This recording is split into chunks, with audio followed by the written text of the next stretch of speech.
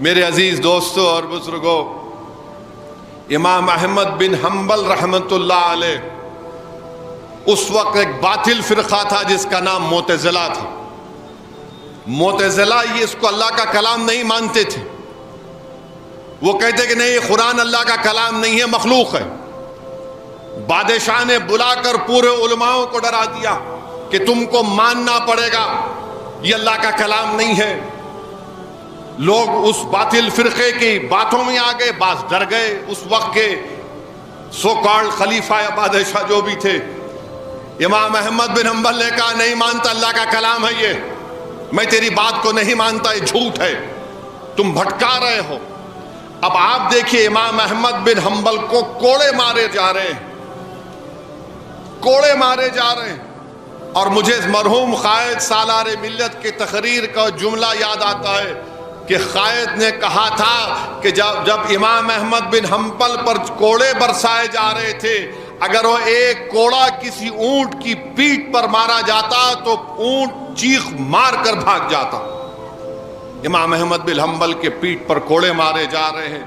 یہ بادشاہ کے جو اس وقت کے چپراسی بولیے یا تبلچی بولیے، بولے کہ دیکھو امام احمد بن حنبل، تم یہاں پر جیل میں ہو، کوڑے برسائے جا رہے ہیں اور آپ لوگوں کو پڑھا نہیں سک رہے ہیں۔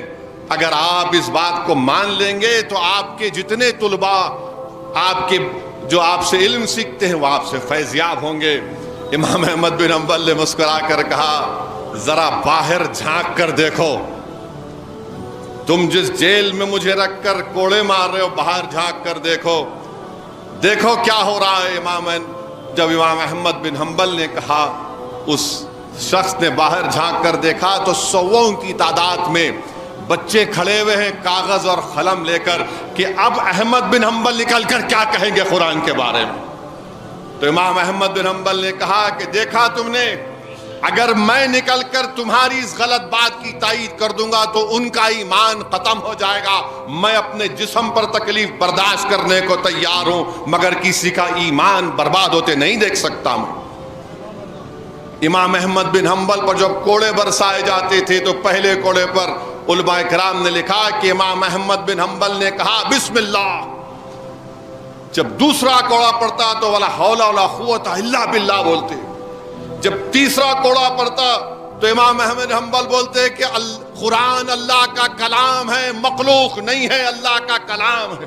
پھر بادشاہ بولتا اور زور سے مارو، تو امام احمد بن حنبل کی زبان سے قرآن کی آیات نکلتی کہ جو اللہ قرآن میں فرمائے کہ جو کچھ تم کو تکلیف پہنچتی وہ میں نے تمہاری لکھ دی ہے۔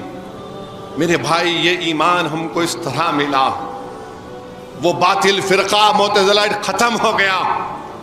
اور علماء کرام نے لکھا کہ امام احمد بن حنبل کا جب جنازہ جا رہا تھا، ہزاروں لوگ اس میں شامل تھے، لاکھوں لوگ تھے، جو یہودی احتراماً اٹھ کر ان کے ڈولے کو ہاتھ لگائے اور جنازے کے ساتھ چلے۔ علماء کرام نے لکھا کہ بعض یہودی اسلام کو قبول کر لیے، اتنی تاثیر تھی۔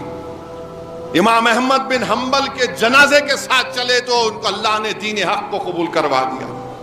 اور علماء کرام نے لکھا کہ امام احمد بن حنبل جو تکالیف قرآن کریم کی عظمت کے لیے، اللہ کے کلام کے لیے اٹھائی، خواب میں دیکھا اور پوچھا اے احمد بن حنبل کیا سلوک ہوا تم سے؟ تو امام احمد بن حنبل نے کہا کہ اللہ نے مجھے میرے عرش کے سام، اپنے عرش کے سام میں مجھے بٹھا کر فرشتوں کو حکم دیا کہ اس نے میرے دین کے لیے، میرے کلام کے لیے تکالیف اٹھائی، اس کے جسم پر پھولوں کو نچھاور کرو۔